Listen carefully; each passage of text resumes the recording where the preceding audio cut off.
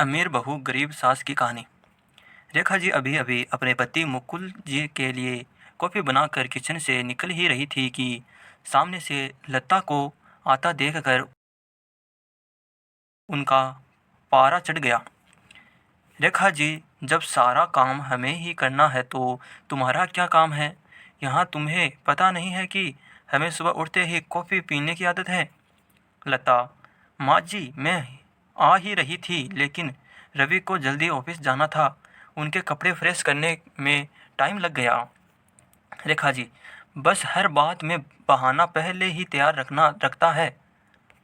लता: लता को शादी करके आए अभी केवल 4 महीने ही हुए थे। यहाँ आकर उसे ऐसा लगने लगा था जैसे किसी जेल में आ गई है। उसे कहीं जाना हो तो परमिशन लेनी पड़ती थी। कोई गलती हो जाए तो पनिशमेंट मिलता था। सास ससुर और पति तीनों ही एक सुर में उसका विरोध करते थे। कभी कभी तो मन करता कि यहाँ से भाग कर अपने पापा के घर चली जाए, लेकिन पापा हार्ट पेशेंट है। यह सब उन्हें पता लग गया तो न जाने क्या अनर्थ हो जाएगा। यही सोचकर सब बर्दाश्त करती रहती थी।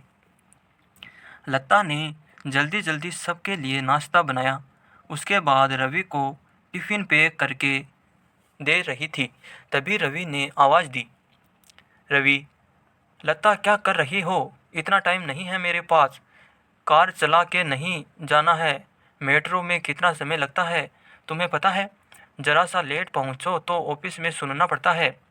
रवि की एक एक बात इस बात की ओर इशारा था कि उसके पिता ने कार नहीं दी थी, लेकिन वह अब सब सुन लेती है। पिता को कैसे बताए कि जिन्हें आपने उसका जीवन साथी चुना था वह पैसों का लालची है। एक दिन शाम को रवि घर आया तो उसने अपने पापा से बात की। रवि, अब मुझसे नौकरी नहीं होती। वो आपके पुराने दोस्त शर्मा जी मास्टर पार्ट बनाते हैं। मैं चाहता हूँ कि उसकी सप्लाई शुरू करूँ।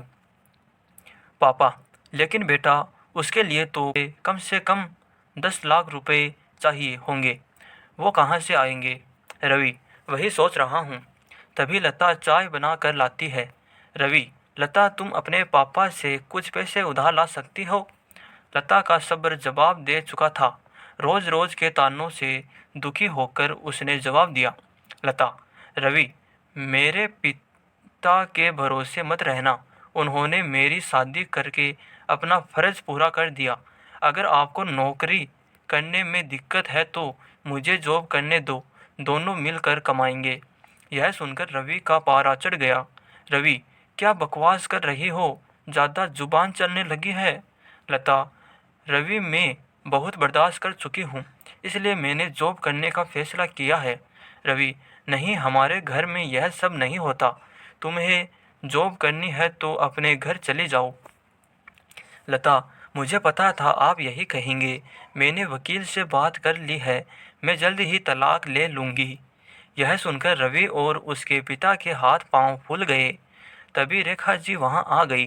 रेखा जी: देख लिया, बहू को सिर पर चढ़ाने का नतीजा। निकाल दे इसको घर से बाहर। लता: ठीक है, मैं पुलिस को फ़ोन कर देती हूँ। आप मेरा सारा सामान और दहेज वापस कर दीजिए। साथ ही हर महीने अपने पति की कमाई का आधा हिस्सा मैं कोर्ट से ले लूँगी। इस मकान में भी मेरा हिस्सा है। आधा मकान मेरे नाम कर दीजिए। रेखा जी: सुनो, ये क्या कह रही है?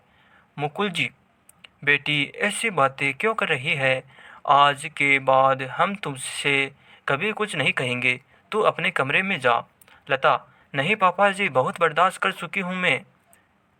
अब मुझसे ये दिन भर के ताने बर्दाश्त नहीं होते। आप लोग इतने लालची होंगे, ये मैंने कभी सपने में भी नहीं सोचा था। रेखा जी: इसके पापा को फ़ोन करके बुलाइए। इसके मुंह लगने से अच्छा है उनसे डायरेक्ट बात करते हैं। लता: माँ जी, मेरे पिता हार्ट पेशेंट है। अगर इस बात को सुनकर उन्हें कुछ हो गया तो इसके जिम्मेदार आप लोग होंगे। रवि: ये तुम्हें क्या हो गया? आज से पहले तो तुमने कभी ऐसी बात नहीं की। लता: मैं आज तक आपके और मम्मी पापा जी के हर ताने को बर्दाश्त करती रही।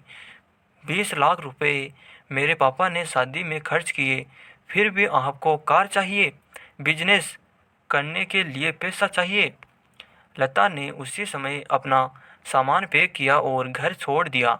जाने से पहले उसने अपने सास ससुर और पति तीनों को कहा, लता, अगर मेरे पापा को आपने कुछ बताया तो मैं आपको अरेस्ट करवा दूंगी। तलाक का नोटिस आपको मिल जाएगा, चुपचाप साइन कर देना। लता वहाँ से निकलकर अपनी एक सहेली के फ्लैट में पहुँच गई। एक दिन पहले उसी ने उसे हक के साथ अपना आत्मसम्मान बचाने के लिए समझाया था। लता, कोमल, मैं आ तो गई हूँ, लेकिन अब आगे क्या होगा? कोमल, चिंता मत कर, मैंने बात कर ली है, मेरे ऑफिस में जगह खाली है, कल से तू जॉब करेगी और मेरे साथ रहेगी। 1 महीने तक जॉब करने के बाद लता एक दिन अपने घर जाती है और पिताजी को सारी बात बताती है। उसकी बात सुनकर उसके पिता कहते हैं, पिता, बेटा, मुझे तूने क्यों नहीं बताया? लता, पापा, आपने मेरे लिए बहुत कुछ किया है, अब मैं आपको परेशान करना नहीं चाहती थी। पिता, बेटी, मैं इतना कमज़ोर नहीं हूँ, तू चिंता मत कर, घर आ जा।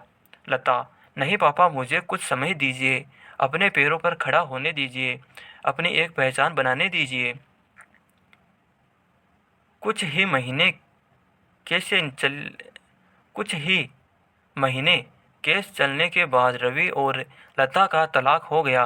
रवि को पूरा दहेज और 30 लाख रुपए देने पड़े। साथ ही हर महीने अपनी सैलरी का एक हिस्सा वह कोर्ट में जमा करवाता था। तो दोस्तों, आपको यह कहानी कैसी लगी हमें कमेंट कर ज़रूर बताइए। और इस वीडियो को लाइक नहीं किया है तो लाइक कर दीजिए और हमारे चैनल को सब्सक्राइब ज़रूर कर दीजिए। धन्यवाद।